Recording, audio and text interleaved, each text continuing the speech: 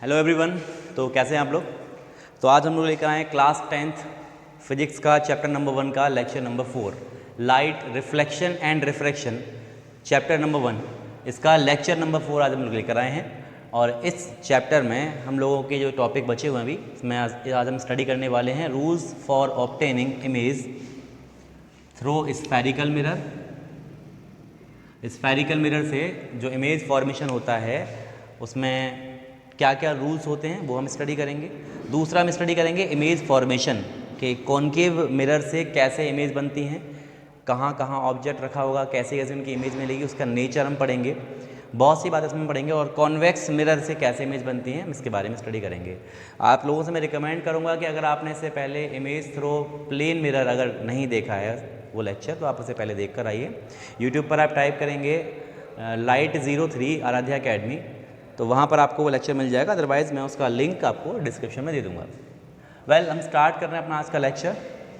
The very first topic for today is rules for obtaining image through spherical mirror, not lens, spherical mirror.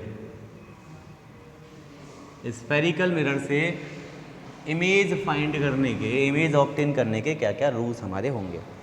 ठीक है, basic rule की हम बात करेंगे इसमें और हमारा मेन फोकस रहेगा कॉनकेव मिरर पर, इस पर, क्योंकि ज़्यादातर केसेस में कॉनकेव मिरर भी हमारा इसमें काम आता है। फिलहाल समझते हैं। देखिए मेनली इसके हमारे 4 रूल हैं, इनमें से 4 में से आपको जनरली जो इस्तेमाल करने हैं वो 3 ही रूल करने हैं, चौथा रूल हम बहुत कम यूज़ करेंगे।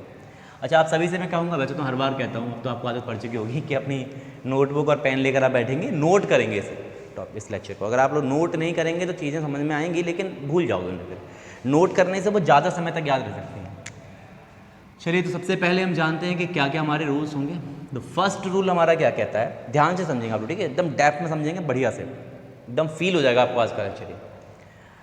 पहला रूल हमसे क्या कहता है कि अगर हमारे पास कोई भी मिरर है, पहले समझ लेते हैं फिर इसको लिखेंगे, ठीक है। ये रूल हम वैसे पहले भी डिस्कस कर चुके हैं बट इस बार इसको रिटन में डिस्कस करेंगे हम लोग। ये हमारे पास कोई मिरर है, कौन सा मिरर है, कॉनकेव मिरर। इस कॉनकेव मिरर में अगर आपने कोई भी लाइट रे जो प्रिंसिपल एक्सिस के पैरेलल प्रोजेक्ट की है तो वो रिफ्लेक्शन के बाद प्रिंसिपल एक्सिस को फोकस पर कट करती हुई जाती है। मतलब बेसिकली कोई भी लाइट रे जो प्रिंसिपल एक्सिस के पैरेलल आ रही है वो रिफ्लेक्शन के बाद कहाँ से होकर जाती है, फोकस से होकर जाती है। पहला रूल आपका ये।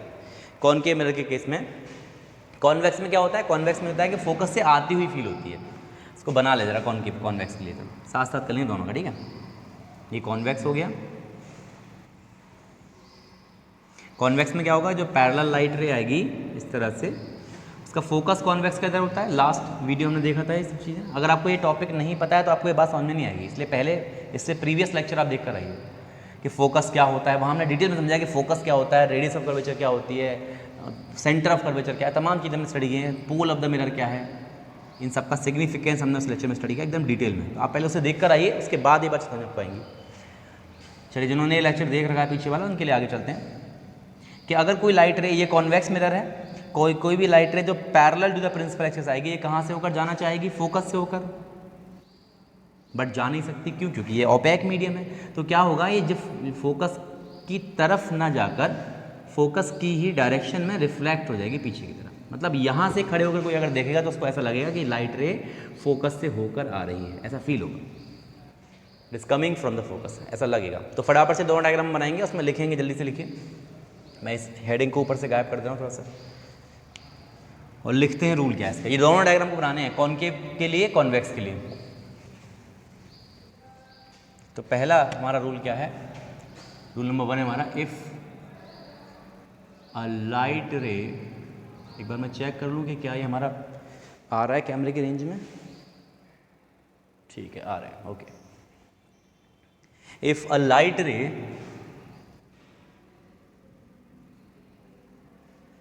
it is projected parallel to the principal axis, principal axis, अगर कोई लाइट रे प्रिंसिपल एक्सिस के पैरेलल प्रोजेक्ट की जाती है, देन अब इसमें नंबर 1 डाल कर लिख लेना है कॉनकेव के लिए, पहले इसके लिए, then it goes through focus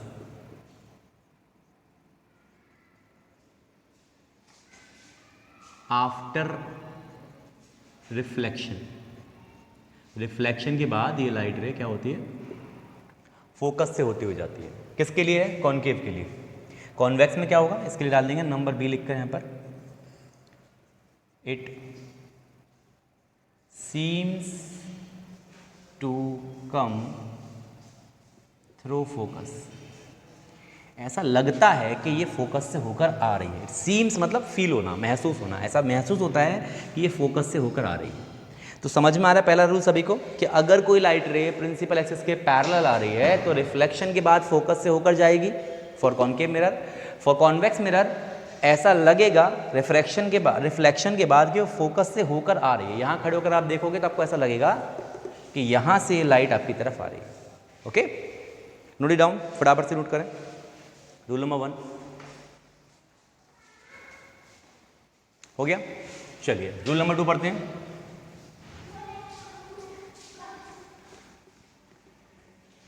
ये सारे डायग्राम बनाने आपको, डायग्राम्स अक्सर कर स्टूडेंट गलत कर देते हैं, जबकि अच्छे से वो स्टडी करते हैं तब भी। रीज़न क्या है कि वो इसकी बनाने की प्रैक्टिस नहीं करते। तो जो भी डायग्राम आपको यहाँ बनवाए जा रहे हैं, ये सारे डायग्राम आपको दोबारा से बनाने हैं खुद से एक बार। यहाँ तो नोट आप कर ही लेंगे, इसके बाद खुद से बनाने की प्रैक्टिस करना, कि अक्सर का स्टूडेंट यहाँ भी गलत करके आते हैं, फिर एग्जाम में भी गलत कर देते हैं। इसलिए ध्यान से अगर आप इसे समझेंगे, ईजी टॉपिक है, बहुत ईजी है, बस 1-2 बार की प्रैक्टिस मांगता है। रूल नंबर 2 क्या कहता है, रूल नंबर 1 का जस्ट उल्टा है। रूल नंबर 1 था कि अगर कोई लाइट रे पैरेलल आ रही है तो प्रिंसिपल एक्सिस से होकर जाएगी। रूल नंबर 2 कहता है कि अगर प्रिंसिपल फोकस से होकर जाएगी। और रूल नंबर 2 कहता है कि अगर कोई लाइट रे प्रिंसिपल फोकस, यानी कि फोकस एक ही बात है, फोकस से होकर आ रही है तो प्रिंसिपल एक्सिस के पैरेलल हो जाएगी। पैरेलल आ रही है तो फोकस से होकर जाएगी, और फोकस से होकर जा रही है तो पैरेलल हो जाएगी। दोनों ही बात है, लिख लें इस बात को पहले, या चलो समझ लेते, डायग्राम बनाने से पहले।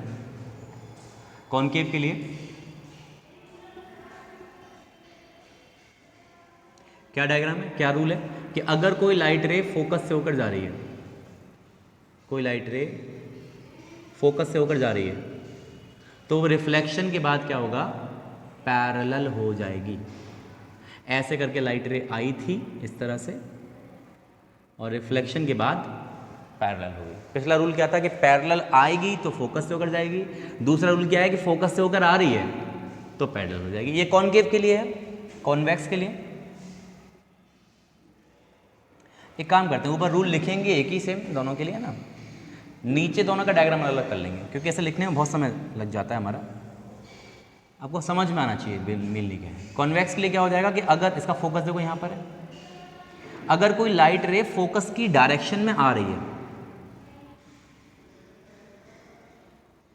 अगर कोई लाइट रे फोकस की डायरेक्शन में आ रही है इस तरह से,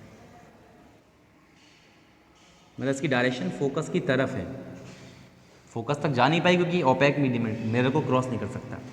अगर कोई लाइट रे फोकस की ही डायरेक्शन में आ रही है तो वो रिफ्लेक्शन के बाद पैरेलल हो जाएगी। पिछला वाले केस का जस्ट उल्टा है, उसमें क्या था, पैरेलल आ रही थी तो फोकस से होकर आती हुई फील हो रही थी। इसमें क्या है कि अगर कोई लाइट रे फोकस की तरफ आती है, फोकस की तरफ आती है तो वो रिफ्लेक्शन के बाद पैरेलल हो जाएगी। फटाफट से लिख लें इस बात को। इफ़ अ लाइट रे, मैं दोनों का रूल एक ही कंबाइन करूँगा, ठीक है, समझ जाना, पहले कॉनकेव के लिए फिर कॉन्वेक्स के लिए।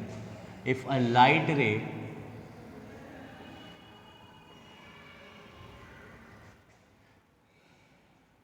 Goes through,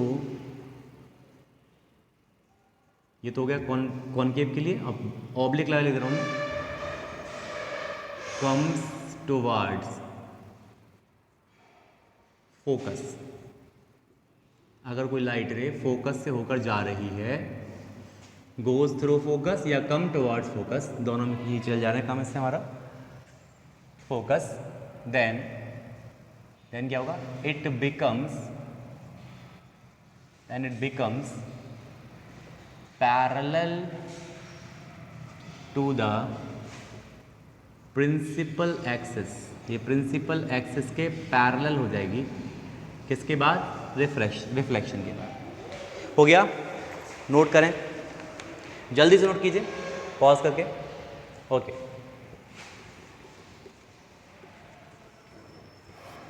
rule number three क्या कहता है? कहता है कि अगर कोई, ये दोनों के लिए सेम है, कि अगर कोई लाइट रे, कॉनकेव के लिए बना लेते हैं, अगर कोई लाइट रे सेंटर ऑफ कर्वेचर से होकर जाती है, कोई लाइट रे सेंटर ऑफ कर्वेचर से होकर जा रही है, अगर ऐसे करके आई, तो जिस पाथ से ये आ रही है ना, रिफ्लेक्शन के बाद उसी पाथ से वापस चली जाती है, इसका पाथ चेंज नहीं होता। रीज़न है इसका, फिलहाल तो ये रूल है, रीज़न भी इससे सारे रूल के रीज़न है, सभी के रीज़न है, बट रीज़न हम लोग जितना डेप्थ में जाएंगे उतना रीज़न को डिस्कस करने में कन्फ्यूज़न और हो जाएगी। सभी का रीज़न है, ऑब्वियसली है, बट 10th क्लास के लेवल पर इतना डेप्थ में जाने की आवश्यकता नहीं है। हम लोग जब इन्हीं रूल्स को स्टडी करेंगे फॉर द 12th क्लास, हम वहाँ पर रीज़न सहित स्टडी करेंगे, ऐसा क्यों, ठीक है। फिलहाल देख लीजिए, if you want the reason you can comment. अगर आपको रीज़न चाहिए तो कमेंट कीजिए। अगर ज़्यादा लोगों के कमेंट आते हैं कि इसके रीज़न बताइए ऐसा क्यों है, तो मैं आपको रीज़न के ऊपर भी एक शॉर्ट वीडियो बना के दे दूँगा, ठीक है। ओके, तो ये थर्ड रूल क्या है कि अगर कोई लाइट रे इससे जो होकर जाती है, सेंटर ऑफ कर्वेचर से होकर जा रही है, तो सेंटर ऑफ कर्वेचर से होकर जाने वाली लाइट रे सेम पाथ से वापस आ जाती है। लिखेंगे इस बात को, इफ़ अ लाइट रे, अच्छा एक बार ज़रा कॉन्वेक्स का और बना लेते हैं। कॉन्वेक्स में समझ लेते हैं क्या होता है। कॉन्वेक्स वाले केस में यहाँ पर हमारा ये प्रिंसिपल एक्सिस है, इसका सेंटर यहाँ होगा, तो इसमें भी देखो लाइट सेंटर से होकर नहीं चलती, सेंटर है मिरर के उस साइड, जबकि लाइट आ रही है इस तरफ से। तो जब भी कोई लाइट रे सेंटर की तरफ आती है, वही सेम केस वाला, फोकस वाला, कि अगर कोई लाइट रे सेंटर ऑफ कर्वेचर की तरफ आती है, towards the centre of curvature अगर आती है, तो जिस पाथ से आ रही है उसी पाथ से वापस चली जाएगी, जिस रास्ते से आ रही थी उसी रास्ते से वापस चली जाएगी। सेम यहाँ भी हो रहा है, जिस पाथ से आ रही है उस पाथ से वापस चली जाएगी, ठीक है। एक चीज़ आप यहाँ पे देख पा रहे हैं, वैसे हालांकि मैं पहले लास्ट वीडियो में बता चुका था कि कॉन्केव वाले केस में लाइट एक्चुअली इन पॉइंट से पास कर रही है, सेंटर से पास कर रही है, फोकस से पास कर रही है, लेकिन कॉन्वेक्स में ऐसा नहीं है। तो कॉन्वेक्स में सेंटर, फोकस, ये सब वर्चुअल होते हैं, एक्चुअल नहीं है कि रियल में लाइट यहाँ से पास करती है, ये वर्चुअल होते हैं, ये रियल होते हैं। चलिए लिखिए, इफ अ लाइट रे इज, या सर तो इज नहीं लिखते, गोज थ्रू फोकस, सॉरी क्या था, फोकस नहीं था, सेंटर था, goes through, I am sorry, centre of curvature. अगर कोई लाइट रे सेंटर ऑफ कर्वेचर से पास करती है, फिर लाइट रे गोज थ्रू, और सेम इसमें कॉन्सेप्ट लगा देंगे हम लोग, wait a minute, there a problem, there was an disturbance, sorry for that. If a light ray goes through, यहाँ पर एक आप ऑब्लिक लगा के लिखना है, वही सेम कॉन्केव के लिए भी जैसे लास्ट लिखा था, और comes towards, if a light ray goes through और comes towards center of curvature, then it gets reflected through same path, जिस पाथ से आई थी उसी पाथ से ये वापस चली जाए, ओके। जिस पाथ से लाइट रे आ रही थी उसी पाथ से वापस चली जाएगी। आई होप आपको ये बातें समझ में आ रही होंगी। तीसरा रूल हमारा क्लियर है। ये तीन ही रूल हमारे मेन काम आते हैं। चौथा रूल इमेज फॉर्मेशन में बहुत कम यूज़ आएगा, बट आगे उसका यूज़ है, फिलहाल अभी नहीं है। तो ये नोट कर लें जल्दी से। हो गया ओके। तो लास्ट रूल नंबर 4, ये क्या कहता है? कहता है आपके पास अगर कोई भी कॉनकेव मिरर है या कॉन्वेक्स मिरर है, कैसा भी मिरर, कॉनकेव मिरर हो या कॉन्वेक्स मिरर हो, दोनों के लिए हम बात कर रहे हैं, अगर कोई लाइट रे बना तो लें, पहले बहुत जल्दी हो रही है रूल जान ली, बना लो पहले। अगर कोई लाइट रे इसके पोल से आके टकराती है, लाइट एग्जैक्टली पोल पर ही आके गिर रही है, तो जो भी लाइट रे इसके पोल पर आकर गिरती है, चाहे इसका पोल हो चाहे इसका पोल हो, टेढ़ी कैसे हुई लाइट रे भाई? अरे क्या हो रहा है?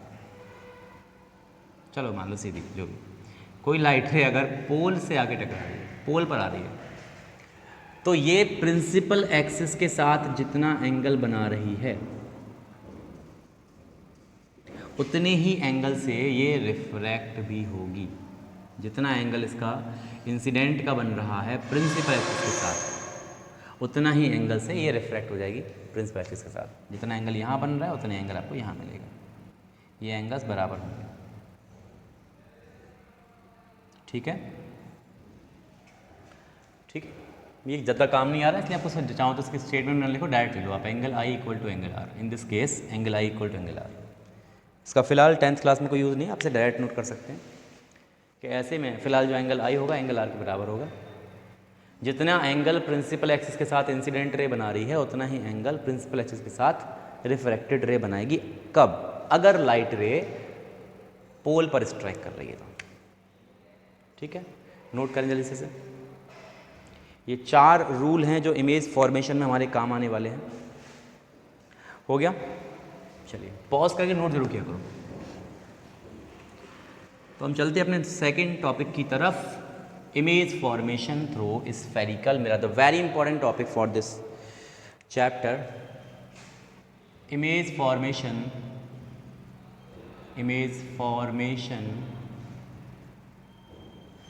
थ्रू स्फेरिकल मिरर कि इमेज बनती कैसे है स्फेरिकल मिरर से। Image formation through spherical mirror, is this visible? थोड़ा सा कट हो गया, let me correct this. Now is visible, now perfect. Okay, तो image formation through spherical mirror, ये इंपॉर्टेंट टॉपिक है, ध्यान से देखेंगे आप लोग से। तो पहला टाइप जो इसमें हम स्टडी करने जा रहे हैं वो है कॉनकेव मिरर, कि कॉनकेव मिरर से कैसे कैसे इमेज बनती है। देखो एक सिंपल, मैं एक आपको बता दे रहा हूँ हम इसमें करने क्या वाले हैं। मान लीजिए हमारे पास कॉनकेव मिरर है, हम इस टॉपिक में ना इमेज फाइंड करेंगे कैसे कैसे बनेगी ऑब्जेक्ट की अलग अलग पोजीशन। पहले हम ऑब्जेक्ट को रखेंगे इन्फिनिटी पर, कि ऑब्जेक्ट इन्फानाइट पर रखा हुआ है तो उसकी इमेज कैसे मिलेगी। फिर इन्फानाइट से थोड़ा आगे एक प्रॉपर फाइनाइट डिस्टेंस पर रखा हुआ है, यहाँ पर रखा है तो उसकी इमेज कैसी बनेगी, रियल बनेगी, वर्चुअल बनेगी, सीधी होगी, उल्टी होगी, साइज़ बड़ा होगा, छोटा होगा, कैसा होगा, सब पढ़ेंगे। पोजीशन कहाँ होगी। इसके बाद हम ऑब्जेक्ट को रखेंगे सेंटर ऑफ कर्वेचर पर, कि सेंटर ऑफ कर्वेचर पर रखने पर इमेज कहाँ बनेगी, कैसे बनेगी। फिर हम ऑब्जेक्ट को रखेंगे सेंटर ऑफ कर्वेचर और फोकस के बीच में, कहीं पर भी, नॉट एग्जैक्टली मिड पॉइंट, कहीं भी बीच में रखकर देखेंगे। फिर हम फोकस पर रखेंगे ऑब्जेक्ट को, तब देखेंगे इमेज कैसी बन रही है। और उसके बाद फोकस और पोल के बीच में रखेंगे लास्ट केस। तो कितने केस हो गए? एक इन्फानाइट वाला, 1 2 3 4 5 6, ये 6 केस हमें स्टडी करने हैं कॉनकेव मिरर के लिए। फिर हम कॉन्वेक्स मिरर पर आएंगे बाद में। तो फटाफट से देखते हैं। पहले इन्फिनिटी पर ऑब्जेक्ट रखा है तो क्या होगा ना, यहाँ पर बियॉन्ड सी से पीछे रखा है तब क्या होगा, ये सारी बातें हम पढ़ेंगे। ठीक है, इन सब की थ्योरी हम लोग लिख देंगे, आप लोग सारे डायग्राम बना के चलिए साथ साथ। एक लास्ट में समराइज़ करके सबकी एक टेबल हम बना लेंगे कि कैसे कैसे इमेज हमारी बन रही है। ध्यान से देखें, ठीक है, इंपॉर्टेंट टॉपिक है, सिर्फ डायग्राम इसके अंदर मेनली है और समझने हैं आपको, डायग्राम ध्यान से समझने हैं। तो सबसे पहले केस में हम देखेंगे व्हेन ऑब्जेक्ट एट, किसके लिए बात चल रही है हमारी, नंबर ए आप डालने यहाँ पर, कॉनकेव मिरर के लिए। कॉन्वेक्स मिरर को हम बाद में देखेंगे, कॉनकेव मिरर के लिए। When object at infinity, object अगर इन्फिनिटी पर है, इन्फिनाइट पर रखा हुआ ऑब्जेक्ट है, तो इमेज हमको कैसे मिलेगी। तो बनाते हैं फटाफट से डायग्राम, आप लोग ध्यान से बनाएंगे, स्केल लेकर बैठेंगे आप लोग। मे बी क्योंकि मैं इसको हाथ से बना रहा हूँ तो आंसर आपका थोड़ा डिफर हो सकता है, बट आप लोग स्केल से बनाएंगे प्रॉपर, आपका एग्जैक्ट वही आंसर आएगा जो हम लोग यहाँ पे दिखाना चाह रहे हैं, जो आपकी बुक में लिखा हुआ सेम आएगा। एक आर्क वार्क लगाकर प्रॉपर आप अच्छे से एक इसको ड्रॉ कीजिए, लेंस को, सॉरी मिरर को, ये इसके सेंटर से आप इसे पास कराएंगे इसके प्रिंसिपल एक्सिस को, और ध्यान से सुनेंगे भी, ये हो गया हमारा पॉइंट पी, इक्वल डिस्टेंस पर आप दो मार्किंग करेंगे यहाँ से कुछ डिस्टेंस पर। बेसिकली क्या होगा, यहाँ पर इसका सेंटर होगा जहाँ से आपने इसको कंपास लेकर एक आर्क लगाई होगी प्रॉपर तरीके से।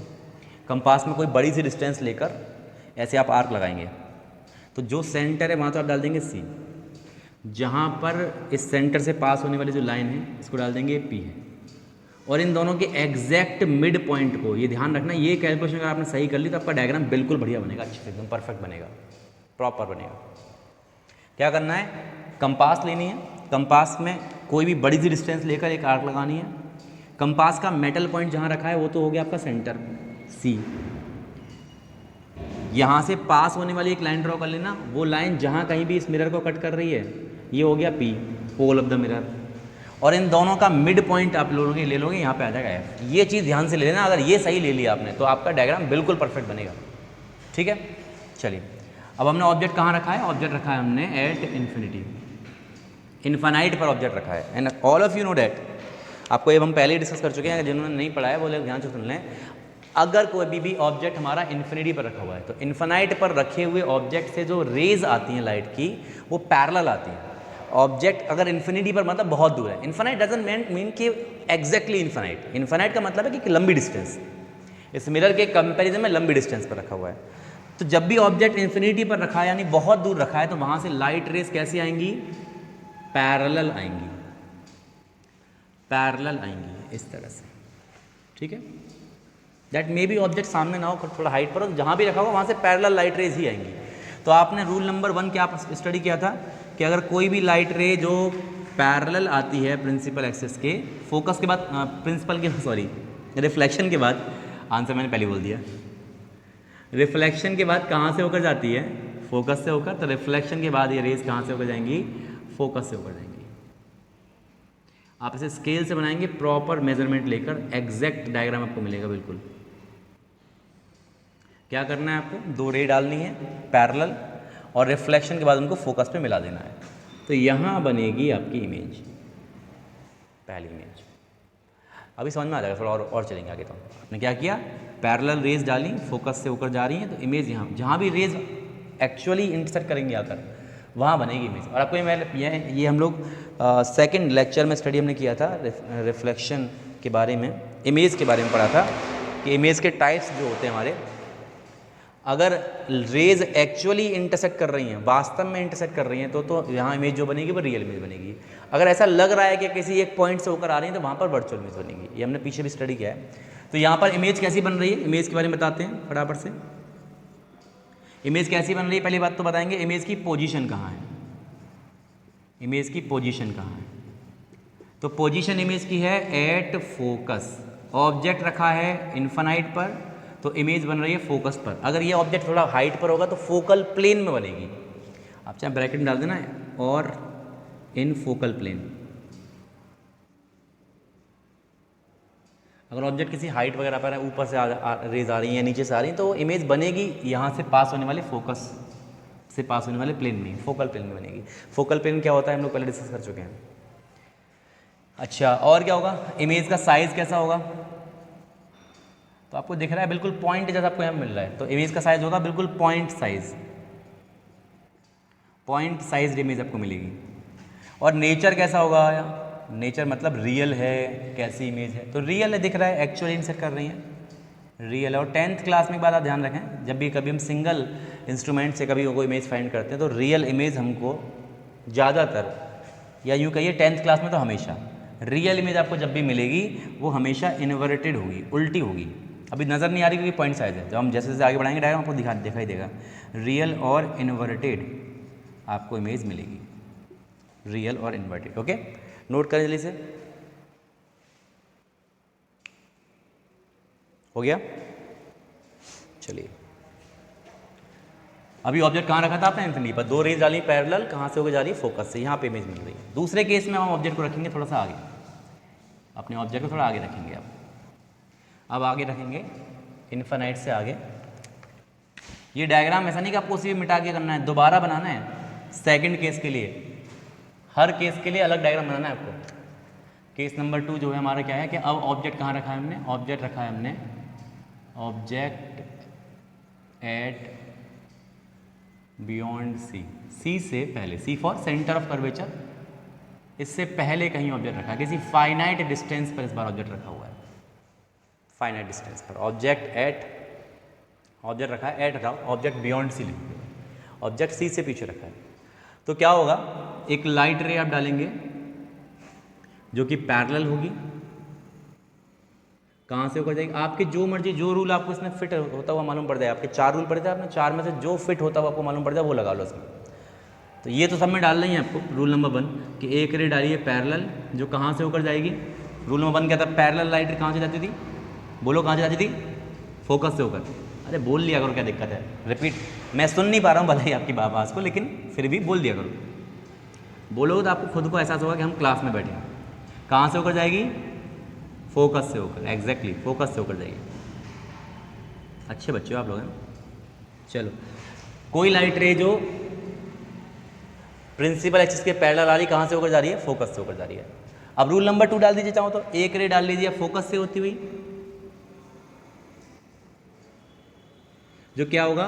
प्रिंसिपल एक्सिस के पैरेलल हो जाएगी। यहां पर कट कर रही हैं दोनों रे। ध्यान से देखिए, इंपॉर्टेंट है आपका ये वाला पार्ट, इसलिए इसमें बिल्कुल भी गड़बड़ी ना करें आप लोग, सारे डिस्टर्बेंस से दूर बैठे। ध्यान से देखेंगे, एक रे जो आपने पैरेलल डाली वो कहाँ से होकर गई है? फोकस से होकर। दूसरी रे जो आपने फोकस से होकर प्रोजेक्ट की है वो क्या हो गई? पैरेलल। दोनों ने जहाँ पे कट किया है यहाँ बनेगी इमेज। थोड़ा इसमें अलग कलर से बना दे रहा हूँ ताकि आपको दिखाई दे जाए क्लियर कि ये इमेज है, ये बन रही है इमेज। क्या अलग कलर हुआ? सेम सा ही है, ऑलमोस्ट है, डिफरेंस है लेकिन बहुत बारीक सा है। ये थोड़ा डार्क ब्लू है, वो ब्लैक है एग्जैक्टली। जो भी देखो, ये बन रही है इमेज, दिख रहा है? ऑब्जेक्ट रखा है सी से पीछे, तो इमेज बन रही है आपकी सी और एफ के बीच में। पोजीशन लिखेंगे बराबर से। इमेज की पोजीशन कहाँ पर है? पोजीशन ऑफ द इमेज है between centre of curvature and focus, C और एफ के बीच में बन रही है। इमेज का साइज कैसा है? देखो, ऑब्जेक्ट बड़ा है, इमेज छोटी मिल रही है। साइज कैसा है इमेज का? डेमिनाइज्ड लिखा होता है किसी किसी बुक में, स्मॉल साइज लिखा होता है, अलग अलग भाषाएं। डेमिनाइज्ड लिखा है या स्मॉल साइज लिखा है, कैसे भी लिखिए, आपको जो अच्छा लगे वो लिखिए। डेमिनाइज लिखिए या फिर स्मॉल साइज। नेचर कैसा है? देखिए, रियल इमेज है क्योंकि वास्तव में कट कर रही है रेस, और इन्वर्टेड है क्योंकि अब तो दिख रहा है ना उल्टी इमेज बन रही है। ऑब्जेक्ट रखा है सीधा, इमेज बन रही है उल्टी। ऑब्जेक्ट सीधा है, इमेज उल्टी है। तो रियल एंड इन्वर्टेड का मतलब उल्टा होता है। किसी किसी बुक में इसको इन्वर्टेड को एक और वर्ड इस्तेमाल करता है, इसको अपसाइड डाउन भी कहता है, अपसाइड डाउन। तो इन्वर्टेड या अपसाइड डाउन का मीनिंग एक ही है। ठीक है, नोट करें जल्दी से। इमेज की पोजीशन आ गई सी और एफ के बीच में, डेमिनाइज्ड यानी स्मॉल साइज इमेज बन रही है, और नेचर है रियल एंड इन्वर्टेड। हो गया? तीसरे पार्ट पे चलते हैं हम लोग। धीमे धीमे ऑब्जेक्ट को आगे लेके आ रहे हैं हम। पहले इन्फिनिटी पर था, फिर इन्फिनिटी से थोड़ा आगे आया ऑब्जेक्ट, अब थोड़ा और आगे आएगा। डायग्राम मिटा देता हूँ, थोड़ा ज़्यादा गड़बड़ होगी इसमें, फिर से बना लेते हैं। तीसरा टाइप, अब कहाँ रखेंगे ऑब्जेक्ट को? पहले इन्फिनिटी पे था, फिर सी से पीछे आ गया, अब सी पर आएगा। आपने स्टार्टिंग में जो यहाँ पे बनाया था ना, उसको जरूर बनाया होगा आपने, देखा करो वहाँ पर। पहले इन्फिनाइट पे था, फिर धीमे धीमे आगे आया। अगर नहीं बनाया तो पीछे ज़रा वीडियो को बैक कीजिए और बनाइए उसे कि क्या क्या केस आप इसमें स्टडी करने वाले थे। ऊपर पहले उसको बना लो, एक ओवरऑल मालूम पड़ जाता है कि क्या हम इसमें पढ़ रहे थे। अब तीसरी जगह क्या होगा? इन्फिनिटी पर हो गया, सी से पीछे हो गया। अब तीसरी बार आएंगे हम सी पर। ऑब्जेक्ट कहाँ रखा है इस बार हमने? ऑब्जेक्ट रखा है एट सेंटर ऑफ कर्वेचर, सी पर रखा है ऑब्जेक्ट को। तो क्या होगा? बनाते डायग्राम। ये मिरर हो गया, प्रॉपर तरीके से बनाएंगे जैसा आपको बताया मैंने। सेंटर से कंपास को रखेंगे, बड़ी सी डिस्टेंस का आर्क लगाएंगे तो जैसे, और ये पॉइंट सब इक्वल डिस्टेंस पर लोगे तो अच्छा रिजल्ट आपको मिलेगा, जैसा आपकी बुक में लिखा है वैसे, अदरवाइज गलत हो जाएगा। यहाँ बोर्ड पर डिफर आ सकता है क्योंकि यहाँ स्केलिंग नहीं हो रही है, ये हाथ से बन रहा है, बट आप लोगों का सही आना चाहिए क्योंकि आप इसे प्रॉपर इंस्ट्रूमेंट से बनाएंगे। यहाँ पोल हो गया, सपोज ये हुआ सेंटर, और यहाँ है अगर हमारा फोकस, ये डिस्टेंस इक्वल लेनी है, आर्क भी उसी हिसाब से लगानी है, सेंटर से लगानी है आर्क, यहाँ से सेंटर से। चलिए, ऑब्जेक्ट कहाँ रखा है इस बार हमने? ऑब्जेक्ट रखा है सेंटर ऑफ कर्वेचर पर,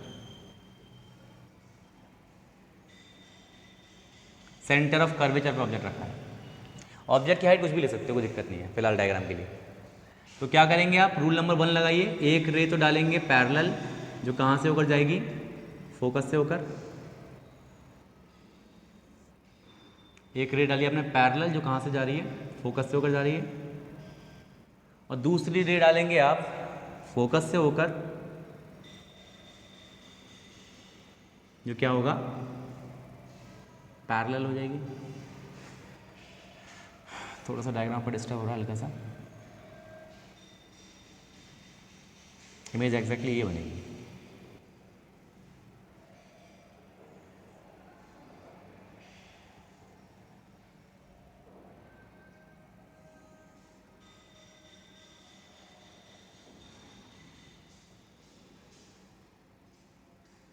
स्केल से बनाओगे तो एकदम परफेक्ट बनेगा आपका।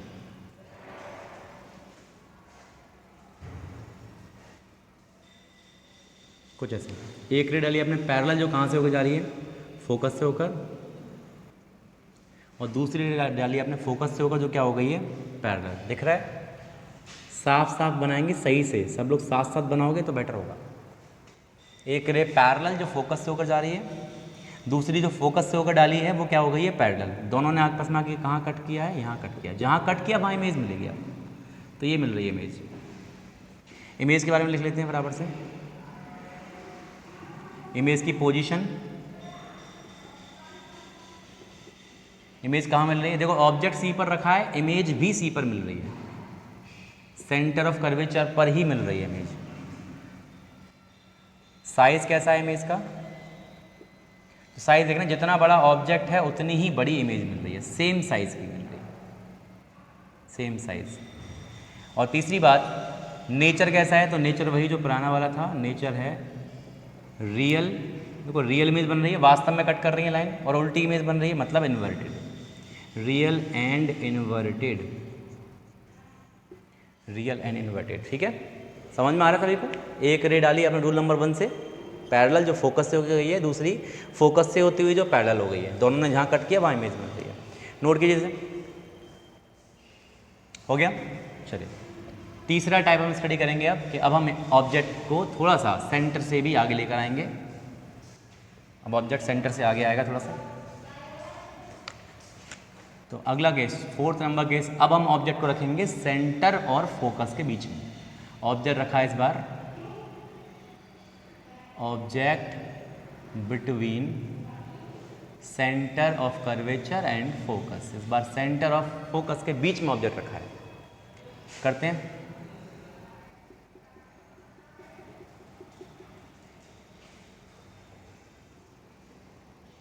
यहाँ सपोज फोकस है, यहाँ सेंटर है, और ऑब्जेक्ट रखा है इस बार इनके बीच में कहीं पर। क्या कहाँ पर रखा है? कहीं भी बीच में रखा है, कहीं भी हो सकता है। ठीक है, एक रे डालेंगे आप पैरेलल, जो कहाँ से जाएगी? फोकस से होती हुई, और दूसरी रे डालेंगे आप फोकस से होती हुई, जो क्या हो जाएगी?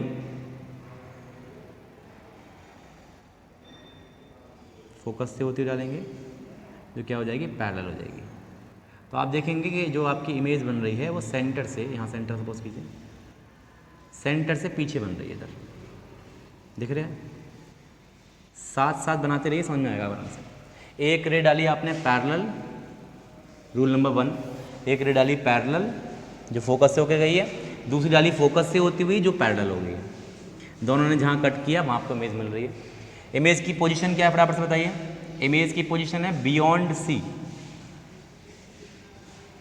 सी से पीछे, सेंटर ऑफ कर्वेचर से पीछे इमेज मिल रही है। साइज कैसा है? देखो ऑब्जेक्ट कितना है, इमेज बड़ी दिख रही है, बड़ी इमेज बन रही है, लार्ज साइज इमेज बनी है। लार्ज साइज को एनसीईआरटी एनलार्ज्ड इमेज कहता है, एनलार्ज्ड इमेज, ये बात एक ही है, लार्ज साइज इमेज में नहीं है। नेचर वही सेम रहेगा, रियल एंड इन्वर्टेड। देखो रियल इमेज बन रही है और इन्वर्टेड बन रही है, उल्टी बन रही है। हो गया। फोर्थ केस समझ में आ गया सभी को। एक रे पैरेलल डाली, फोकस से होती गई, फोकस से होकर डाली तो पैरेलल हो गई, जहाँ कट किया है प्रॉपर स्केलिंग लोगे यही डायग्राम मिलेगा एग्जैक्टली आपको, इससे बेटर मिलेगा। और क्योंकि मेरी स्केलिंग मैंने स्केल नहीं लिया यहाँ पर, हाथ से बनाया है, आप तो स्केल से बनाओगे बेटर बनेगा। अगला डायग्राम देखते हैं। हो गया। नेक्स्ट डायग्राम देखेंगे, अगर हमने ऑब्जेक्ट को रखा है फोकस पर तो तब क्या होगा। नेक्स्ट डायग्राम हमारा है 5 नंबर। ऑब्जेक्ट कहाँ रखा है इस बार, ऑब्जेक्ट रखा है एट फोकस। ऑब्जेक्ट को हमने फोकस पर रखा है। इंपॉर्टेंट केस हैं ये वाले, अब जो हम स्टडी कर रहे हैं ध्यान से देखेंगे। कॉनकेव की बारी चल रही है अभी, कॉन्वेक्स पर हम अभी नहीं आए। ये P है, ये F है, ये C है सपोज। इस बार ऑब्जेक्ट जो आपने रखा है वो फोकस पर ही रखा है, ऑब्जेक्ट आपने फोकस पर ही रख दिया है। अगला केस, धीमे धीमे ऑब्जेक्ट आगे आ रहा है, पहले इन्फिनिटी पे था, फिर C से पीछे, C पर, फिर C और F के बीच में, अब F पर। तो क्या होगा, एक रे डालेंगे पैरेलल जो कहाँ से होकर जाएगी, फोकस से होती हुई, और दूसरी रे आप डालेंगे सेंटर। देखो लेकिन सेंटर क्या है, सेंटर इस तरफ है, तो एक काम करो, सेंटर की ही जो डायरेक्शन है ना, इसी डायरेक्शन में रे डालो। तो बात तो वही है ना, सेंटर की डायरेक्शन में आपने डाली है तो रूल तो वही अप्लाई होगा कि जो रे आपने यहाँ डाली है इसी पाथ से वापस होकर आएगी और इस तरह बढ़ेगी आगे। आप देख रहे हैं ये दोनों रे जो आपको मिल रही हैं ये एक दूसरे के पैरेलल हैं, ये दोनों रे एक दूसरे के पैरेलल हैं। ये आगे जाकर आपको कहाँ मिलेंगी, पैरेलल है, बहुत आगे बहुत आगे बहुत आगे बढ़ाते जाइए।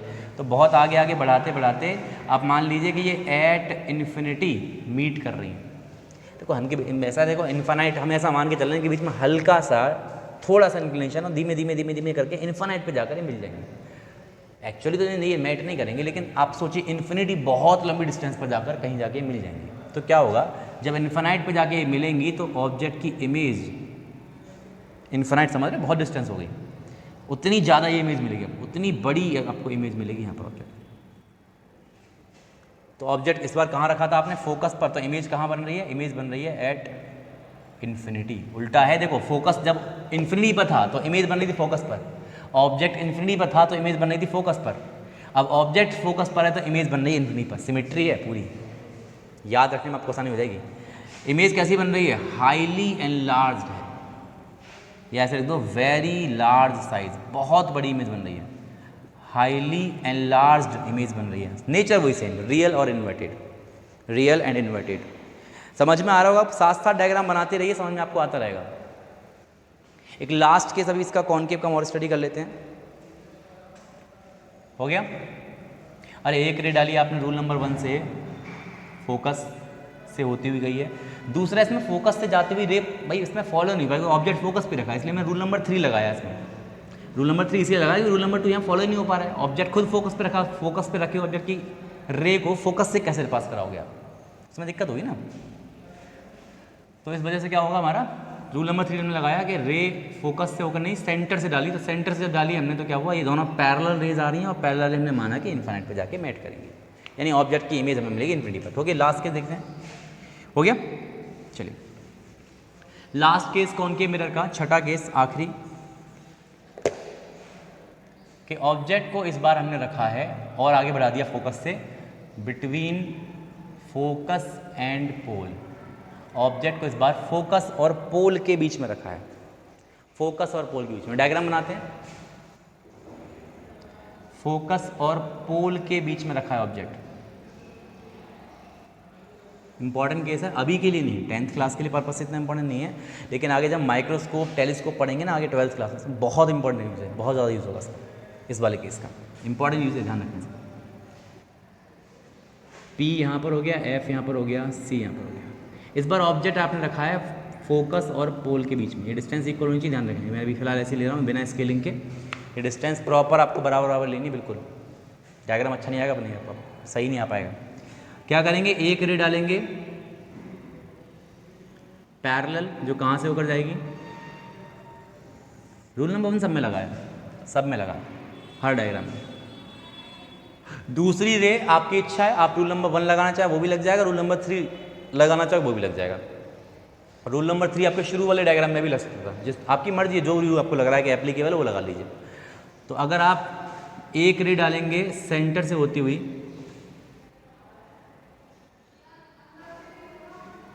इस डायरेक्शन में,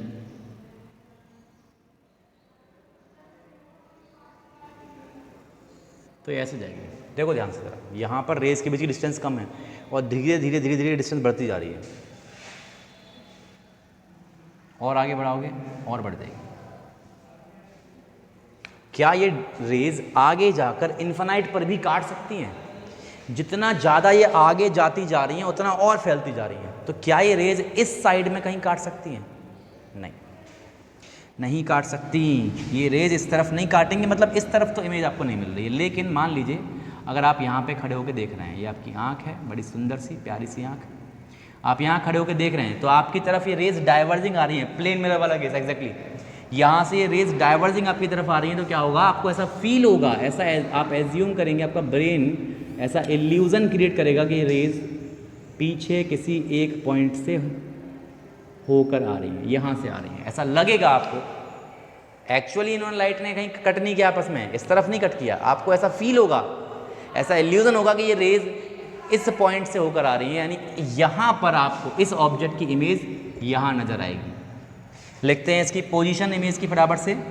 सबसे नया केस आपको मिला अभी तक ये। पोजीशन कहाँ है? Behind the mirror, behind the mirror, mirror से पीछे आपको इमेज मिली है, ये पोजीशन है। और साइज कैसा है? साइज देख के बताइए जरा। ऑब्जेक्ट इतना बड़ा है, इमेज बड़ी बन रही है, तो साइज है लार्ज, लार्ज साइज है। और तीसरी बात क्या है? नेचर। हाँ, अब ये बदला है, देखो क्या अभी रियल इमेज है? रियल इमेज तब होती है जब रेज एक्चुअली काटती है किसी जगह। क्या ये रेज ने वास्तव में काटा है? नहीं, आपके ब्रेन ने ऐसा आपको एहसास कराया कि ये इस पॉइंट से होकर आ रही है यहाँ से। रियल इमेज नहीं है। रियल तो तब होती है जब एक्चुअली रेज कट करती किसी पॉइंट पर। कट नहीं किया है, वर्चुअल इमेज है। और सीधी है कि उल्टी है? देखो ऑब्जेक्ट भी सीधा, इमेज भी सीधी। तो वर्चुअल एंड इरेक्ट, इरेक्ट की जगह बुक जो है स्ट्रेट वर्ड का भी इस्तेमाल करती है। एक और वर्ड इस्तेमाल करती है अपराइट। इन तीनों शब्दों का मतलब एक ही है। इरेक्ट लिखिए, स्ट्रेट लिखिए, अपराइट लिखिए, अलग अलग बुक्स में अलग अलग बुक मिल जाता है आपको। एग्जाम में जो भी शब्द मिले तीनों का मतलब सीधा है, सीधी इमेज मिल रही है। ठीक है, नोट करें इसे, नोट कीजिए। कॉनकेव मिरर के हमारे सारे केस हो चुके हैं। तो अब हम देखेंगे कॉन्वेक्स मिरर के बारे में कि कॉन्वेक्स मिरर से हमारे कैसे इमेज फॉर्मेशन होगा। आप सभी को यहाँ तक समझ में आ गया ना? नोट कर लीजिए अच्छे से, इसको हो गया।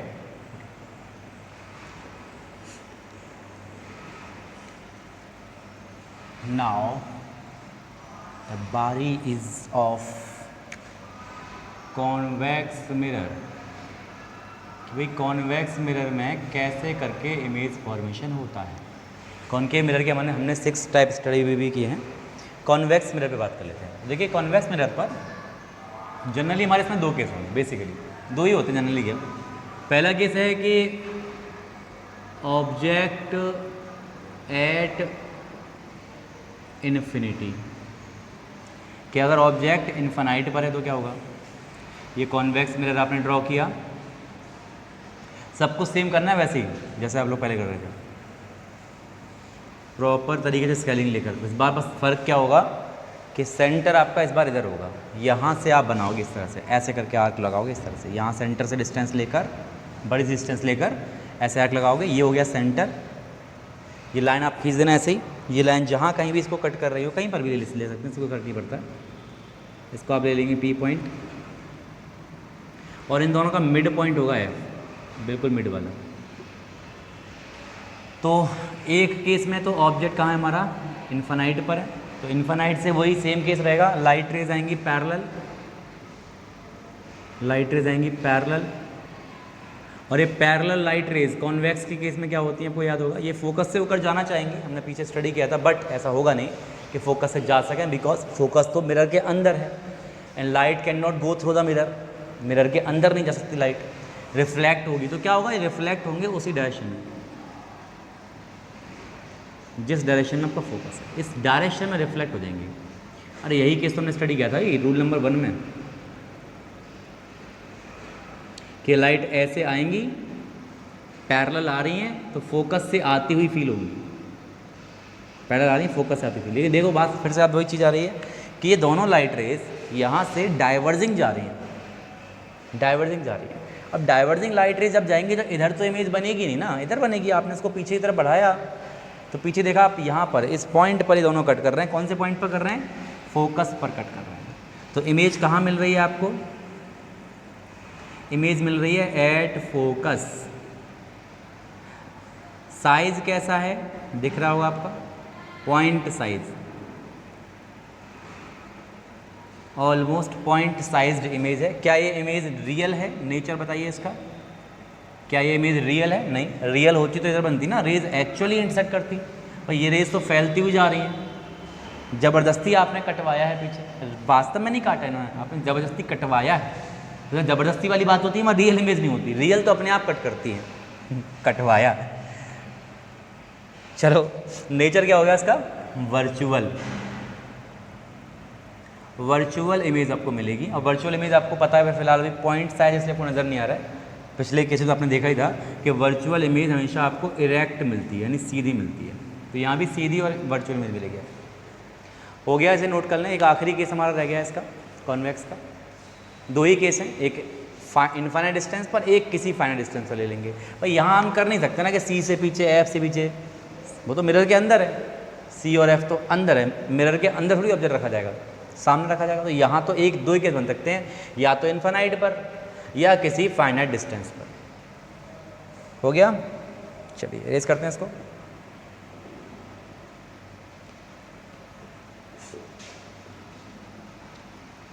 दूसरा केस हम स्टडी करेंगे अभी, सेकंड केस, कि ऑब्जेक्ट मिरर के सामने किसी फाइनाइट डिस्टेंस पर रखा है। ये कॉन्वेक्स मिरर हो गया और इसके सामने किसी भी फाइनाइट डिस्टेंस पर, कहीं पर, ये पोल हो गया, यहाँ पे फोकस हो गया, यहाँ पे सेंटर हो गया, ये सब डिस्टेंस प्रॉपर लेंगे आप। कहीं भी किसी भी फाइनाइट डिस्टेंस पर आपने ऑब्जेक्ट को रख दिया है, किसी भी फाइनाइट डिस्टेंस पर। थोड़ा और बड़ा कर लीजिए उस ऑब्जेक्ट को, प्रॉपर समझ में आएगा। किसी भी फाइनाइट डिस्टेंस पे आपने ऑब्जेक्ट रखा है तो वही रूल लगाएंगे। एक तो रे डालेंगे आप पैरेलल, जो कहाँ से जानी चाहिए, फोकस से होती हुई, बट फोकस से ना होकर ये फोकस की डायरेक्शन में रिफ्लेक्ट हो जाएगी इधर।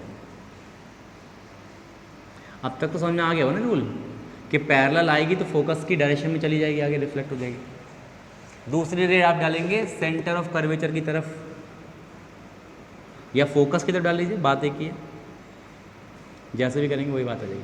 तो दूसरी रे हम डालेंगे सेंटर की तरफ, तो सेंटर की तरफ जाएगी ये, बट सेंटर की तरफ डालने पर अंदर तो जा नहीं पाएगी, जिस डायरेक्शन से आई है उसी डायरेक्शन में वापस रिफ्लेक्ट हो जाएगी।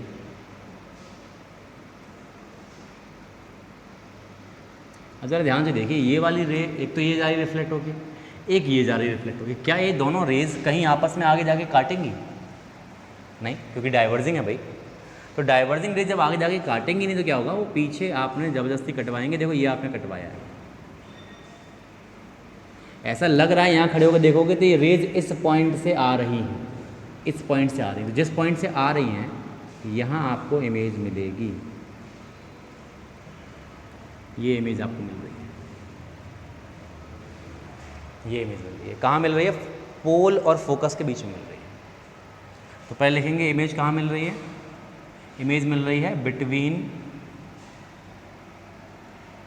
P एंड F, पोल और फोकस के बीच में मिलेगी, पोल और फोकस के बीच में मिलेगी।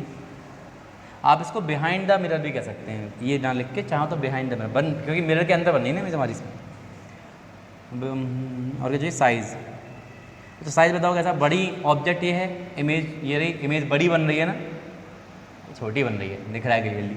ऑब्जेक्ट बड़ा है, इमेज छोटी बन रही है। तो इमेज कैसी बन रही है, वही डिमिनाइज लिखो या स्मॉल साइज लिखो, आपकी चॉइस है।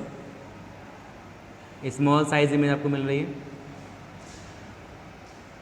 नेचर कैसा है, वही same, virtual and erect. Note कीजिए जल्दी से, वर्चुअल एंड इरेक्ट नेचर आपको मिल रहा है। हो गया।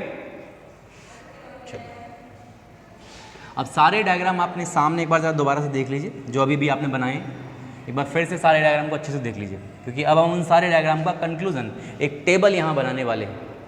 ठीक है, यहाँ देखेंगे सीरियल नंबर, यहाँ लिखेंगे पोजीशन ऑफ ऑब्जेक्ट,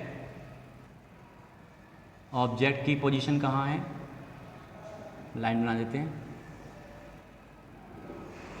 फिर लिखेंगे इमेज कहाँ बन रही है, पोजीशन ऑफ इमेज।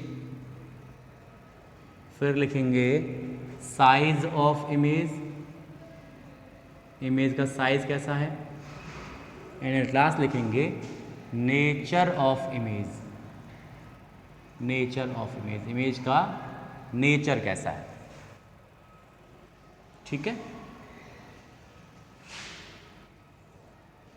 इमेज का नेचर। सबसे पहले हम बात करेंगे फॉर कॉनकेव मिरर। आप चाहो तो इस बात को ऊपर ही लिखो अलग, सबसे अलग। ये किसकी बात चल रही है, कॉनकेव मिरर की बात चल रही है। For concave mirror, concave mirror के लिए पहला केस क्या था, डायग्राम देखते चलना साथ साथ। ऑब्जेक्ट कहाँ रखा था आपने, एट इन्फिनिटी, ऑब्जेक्ट रखा था इन्फिनिटी पर। तो इमेज कहाँ मिली थी, इमेज मिली थी एट फोकस, फोकस पे इमेज मिली थी। साइज कैसा था, पॉइंट साइज थी, बिल्कुल। देखो डायग्राम देखते चलो साथ साथ, केवल टेबल देखोगे काम नहीं चलेगा। पॉइंट साइज इमेज मिली है। नेचर कैसा था, रियल और रियल एंड इन्वर्टेड, रियल और इन्वर्टेड नेचर है इमेज का। ठीक है, सेकेंडली बाद में आपने ऑब्जेक्ट को कहाँ रखा था, बियॉन्ड सी रखा था, beyond C, beyond centre of curvature. तो इमेज कहाँ मिली थी आपको, इमेज मिली थी सी और एफ के बीच में, between centre of curvature and focus. Size कैसा था, स्मॉल साइज था। डायग्राम देखिए जरा, डायग्राम आपको याद आ जाएगा, स्मॉल साइज। और same nature, real and inverted. तीसरा केस क्या था, ऑब्जेक्ट को आपने रखा था at centre of curvature, centre of curvature पर जब आपने इमेज ऑब्जेक्ट रखा था, तो इमेज भी आपको सेंटर ऑफ कर्वेचर पर मिली थी। डायग्राम नंबर 3 देखिए, सेम साइज की मिली थी, साइज भी सेम था।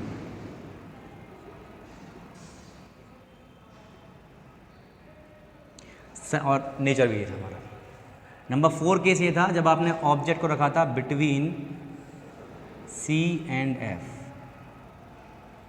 सेंटर ऑफ कर्वेचर और फोकस के बीच में आपने ऑब्जेक्ट को रखा था। तो इमेज कहाँ बनी थी, इमेज मिली थी सी से पीछे, बियॉन्ड सी आपको इमेज मिली थी। साइज कैसा था, लार्ज इमेज थी। और नेचर सेम था, real and inverted, real and inverted. Number 5 case क्या था, 5 केस में आपने ऑब्जेक्ट को रखा था एट फोकस, ऑब्जेक्ट को फोकस पर ही रख दिया था। तो इमेज मिली थी इन्फिनाइट पर, एट इन्फिनिटी। साइज कैसा था, हाईली एंड लार्ज, बहुत साइज इमेज थी। पहले ऐसे लिखो, वेरी लार्ज साइज, इजी लिखते हैं, easy language. Very large size image आपको मिली थी, बहुत बड़ी इमेज मिली थी, लार्ज साइज, क्योंकि इन्फिनिटी बन रही थी इमेज। रियल और इन्वर्टेड थी, रियल और इन्वर्टेड थी। 6th केस हमने स्टडी किया था कि जब ऑब्जेक्ट को हमने रख दिया between F and P, focus और पोल के बीच में जब ऑब्जेक्ट रखा था, तो इमेज मिल रही थी बिहाइंड द मिरर, मिरर से पीछे मिली थी आपको इस बारे में, बिहाइंड द मिरर, मिरर से पीछे इमेज मिली थी। कैसी इमेज थी? लार्ज साइज थी, लार्ज साइज थी, लेकिन नेचर चेंज था इस बार। नेचर था वर्चुअल एंड इरेक्ट। ठीक है, ये नेचर था। हो गया सभी का? नोट कर लीजिए। अगर आपको कोई चीज़ समझ में नहीं आ रही तो मैं उसको डिक्टेट भी कर रहा हूँ साथ साथ, तो उसको सुन लिया करो। फिर आपने आगे इसके बाद स्टडी किया था अगला केस कॉनकेव के। कॉनकेव का तो हो गया था, कॉन्वेक्स का, कि कॉन्वेक्स मिरर के लिए क्या केसेस थे। तो कॉन्वेक्स मिरर के आपने 2 ही केस पढ़े थे, मेनली 2 ही केस थे इसके, 2 ही केस पढ़े थे आपने कॉन्वेक्स मिरर के। पहला केस, ऑब्जेक्ट रखा था आपने एट इन्फिनिटी, तो इमेज मिल रही थी आपको at focus but behind the mirror. 1 minute, again one disturbance. Well, at infinite जब आपने ऑब्जेक्ट को रखा था कॉन्वेक्स मिरर के केस में, तो इमेज आपको फोकस मिली थी, लेकिन उसका फोकस कहाँ था? मिरर के पीछे था। तो ये लिख दो या नहीं लिखो तब भी कोई बात नहीं, इसका फोकस है तो मिरर के पीछे ही ना, पता तो है। लिख दो फिर behind the mirror, behind the mirror. थोड़ा विजिबल नहीं होगा क्योंकि बहुत ज़्यादा छोटा हो गया, जगह कम बची है हमारे पास। बिहाइंड द मिरर, साइज कैसा था? Point size. ऑब्जेक्ट खुद सोचो ना, बहुत ऑब्जेक्ट इन्फिनिटी पर रखा है, बहुत दूर रखा है, तो छोटी इमेज ही तो बनेगी। जितना दूर ऑब्जेक्ट रखा होगा उतनी छोटी इमेज बनेगी, जितना पास ऑब्जेक्ट रखा होगा उतनी बड़ी इमेज बनेगी। यहाँ भी एक केस हो रहा है, देखो, ऑब्जेक्ट जितना दूर इमेज उतनी छोटी, ऑब्जेक्ट जितना पास इमेज उतनी बड़ी। जितना पास ऑब्जेक्ट अपने फोकस पर रहती है तो वेरी लार्ज साइज इमेज, जितना ऑब्जेक्ट पीछे इमेज छोटी, जितना आगे आता जा रहा ऑब्जेक्ट उतनी बड़ी इमेज बनती जा रही है। इट्स अ कॉमन थिंग, वही ज़्यादा इसमें रट्टाफाई करने की जरूरत नहीं है। नेचर कैसा था? Virtual, virtual and erect. ठीक है, और एक दूसरा केस आपने स्टडी किया था कि जब आपने ऑब्जेक्ट को किसी भी फाइनाइट डिस्टेंस पर रखा था, किसी भी फाइनाइट डिस्टेंस पर, तो इमेज आपको मिल रही थी between F and P, focus और पोल के बीच में इमेज मिली थी। और ये भी बिहाइंड द मिरर थी, इसको भी वैसे लिखना है आप। इमेज का साइज कैसा था? स्मॉल साइज थी, छोटी साइज की इमेज थी, स्मॉल साइज, और नेचर ही था वर्चुअल एंड इरेक्ट। ठीक है, हो गया। ज़रा पूरी टेबल को नोट कर लीजिए फटाफट से आप लोग। कैमरे में सब आ रहा है? Okay, everything is in the camera, good.